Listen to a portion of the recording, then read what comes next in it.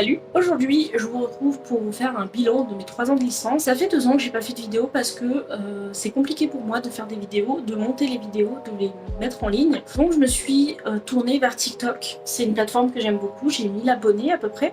Et du coup, si vous voulez me rejoindre sur TikTok, il va s'afficher juste ici. Cette vidéo, elle a pour but de faire un bilan de ma vidéo qui est sortie il y a 3 ans, où je parle du bac. Et du coup, là, je vais vous parler de mes 3 ans de licence d'histoire. Pourquoi d'histoire? Là est la question. Il faut avoir vu la première vidéo que j'ai faite. Je vais mettre dans le petit i du coup. Comment dire? J'ai changé de licence au tout début de ma licence. C'est-à-dire que dans ma fac, au bout de 2 semaines de licence, ils nous proposent de changer. De changer des cours ou de changer de licence, ça dépend. C'est pas vraiment une réorientation à proprement parler. Parce que si par exemple j'avais voulu passer de licence d'histoire à licence de psycho, j'aurais pas pu. Moi j'ai juste changé de majeur parce que dans ma fac on a une majeure et une mineure. Moi au début quand je suis arrivée à la fac, j'avais ma majeure qui était histoire de l'art et archéologie, mais j'avais comme mineure histoire. Et le truc c'est qu'en fait j'ai préféré mes cours d'histoire à mes cours d'histoire de l'art, ce qui fait que quand ces 2 semaines sont arrivées et que j'ai pu faire le changement, je suis allée au secrétariat et j'ai demandé à passer en histoire avec mineur, non pas histoire de l'art et archéologie parce que je pouvais pas me voir cette matière, j'ai détesté. J'ai choisi géographie. Le problème étant qu'il n'y avait plus de place en géographie en présentiel. Donc déjà j'ai commencé à faire des cours en distanciel et je peux vous dire que c'est quelque chose de compliqué, qu'en plus c'est cher parce que les cours dans ma fac en distanciel sont payants. Donc voilà. Donc, je vais vous parler un petit peu de la licence d'histoire de mes 3 ans. D'abord je vais vous parler du coup de la L1. Donc en L1, ce qui s'est passé c'est que tu as une introduction à toutes les périodes de l'histoire.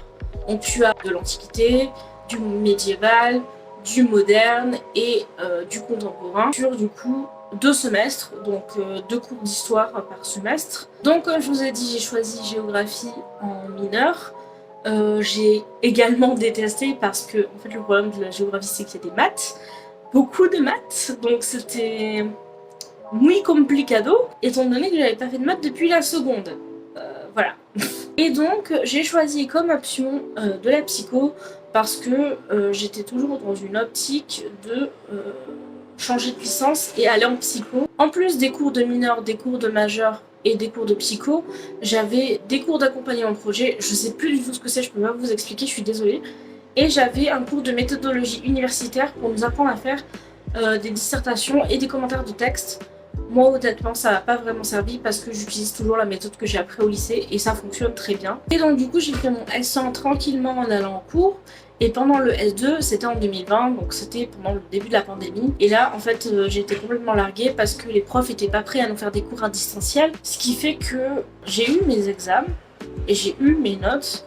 J'ai réussi à rattraper mon S1 qui était un peu catastrophique grâce à mon S2 à distanciel. Voilà. Donc j'ai eu ma L1 comme ça, grâce au Covid, plus ou moins. Et du coup, j'ai fait ma L2. Ma L2 qui était complètement à distanciel vu qu'on était encore dans une pandémie, on n'avait pas trop bien trouvé le vaccin, c'était... Donc en L2 on approfondit certaines périodes. Moi j'ai fait de l'histoire économique, de l'histoire du genre, j'ai fait ce genre de trucs. Mais c'est vachement sympa et mon parcours était centré, c'est-à-dire que je n'avais plus de géographie, j'avais seulement de l'histoire. C'était des cours d'histoire sur des thématiques par exemple, donc le genre et la citoyenneté, ou l'histoire économique d'une période donnée. Honnêtement, j'ai beaucoup aimé mes cours de L2, c'était très sympa. On a aussi, durant la L2, des cours de PIX. Alors c'est marrant parce que je connaissais des gens qui avaient des cours de PIX en 3e ou en seconde. Des cours de PIX, c'est des cours d'informatique pour voir à peu près ton niveau et tout. J'ai eu d'excellentes notes à ça, j'ai eu un 13 et un 18. C'était honnêtement très très simple. Et du coup, j'ai pris russe comme option. Alors j'ai un peu rushé parce qu'en vérité j'avais fait du russe au lycée. Là j'ai repris du russe en débutant. Donc j'ai eu de superbes notes également en russe parce que je connaissais déjà le russe. Donc il va sans dire que grâce au fait que tous les examens étaient en distanciel, tous les cours étaient en distanciel, je pouvais me réveiller à 8h et 15 minutes après être en pyjama devant mon cours. Il va sans dire que grâce à tout ça, j'ai eu mon année de L2 et par la même occasion, j'ai eu mon diplôme d'études universitaires générales d'histoire. Je suis officiellement diplômée des études générales d'histoire, mais, et là vient le mais, la L3. La L3 a recommencé à être en présentiel. Ce qui s'est passé, c'est que j'ai voulu faire un service civique en même temps. Je vous conseille pas honnêtement. Si vous pouvez ne pas travailler, ne pas faire un service civique à côté de vos études, c'est le must-have. Mais je comprends que certaines personnes soient obligées de faire ça parce qu'ils n'ont pas d'argent. Et c'est quelque chose que je conçois, c'est quelque chose... moi aussi, j'ai des problèmes d'argent. Mais honnêtement, si vous pouvez ne pas faire ça, c'est le must pour réussir vos études. Donc en L3, on est en présentiel. Et en L3, ce qui change, c'est que on peut choisir absolument tous nos cours sur une liste donnée. On choisit les thématiques qu'on veut étudier, juste pour que ça rentre dans les 4 périodes précédemment citées. Donc antiquité, médiévale, moderne, contemporain. Moi j'avais pris des cours de religion contemporaine et antique, des cours d'images et d'histoire à l'époque contemporaine. Le souci étant que j'ai pris la plupart de mes matières à distanciel, donc j'ai payé pour les avoir. À distanciel c'est compliqué. Je vais vous expliquer un peu le système de distanciel dans ma fac. On paye et on reçoit les cours en papier et en virtuel. C'est souvent des feuillets de pages comme ça à apprendre par cœur pour les examens. Donc c'est des cours très complets, très indigestes je vais dire même. Et donc moi c'est pas une méthode d'étude qui me convient du tout. Je préfère être en présentiel, entendre le prof parler, écrire mes notes. Ça marche beaucoup mieux pour moi.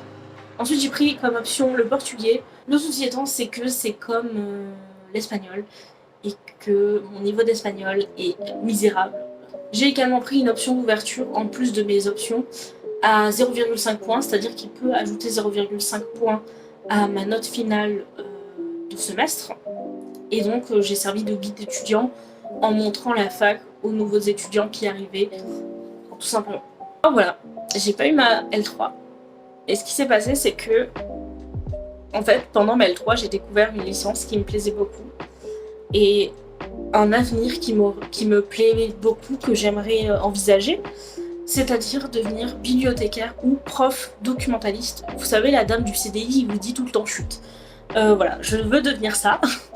Concrètement, c'est le truc qui me plaît. Et du coup, cette année, je m'en fiche un peu de ne pas avoir réussi ma L3. Mis à part le fait que j'ai du coup fait une année un peu pour rien, j'ai décidé de passer en L2 documentation. J'aurais préféré passer en L3, mais j'ai pas été acceptée. J'ai été acceptée en L2 documentation. Ce qu'il faut savoir de la L2 documentation, c'est que on a des méthodologies, d'historiographie, donc l'histoire de l'histoire. Et en fait, on a la possibilité de choisir entre le fait de travailler dans les archives, le fait de travailler dans les bibliothèques, médiathèques et le fait de travailler dans l'édition, si je me trompe pas. Moi, je vais choisir bibliothèque parce que du coup, c'est ce que je veux faire. Et ensuite, je pense partir vers un master MEF, donc c'est les masters de l'enseignement, du second degré, si je me trompe pas, pour être professeur documentaliste. Et donc là, ça sera tout un autre système, tout un autre avenir. Honnêtement, ça me fait peur parce que si imaginez, j'ai ma licence. Ensuite, j'ai mon master. Et ensuite, j'ai mon concours. C'est un truc de ouf. J'arrive même pas à imaginer l'avenir, honnêtement. Et je pense qu'il y a beaucoup d'étudiants qui sont comme moi. Hein. Je suis pas la seule à être comme ça. Si vous avez des questions sur la licence d'histoire, je serais ravie de vous répondre en commentaire. N'hésitez pas. N'hésitez pas à commenter cette vidéo, à la liker, à me suivre sur TikTok, à me suivre sur Insta. Enfin, où vous voulez, il n'y a pas de souci. Voilà, c'est tout pour moi. Bye!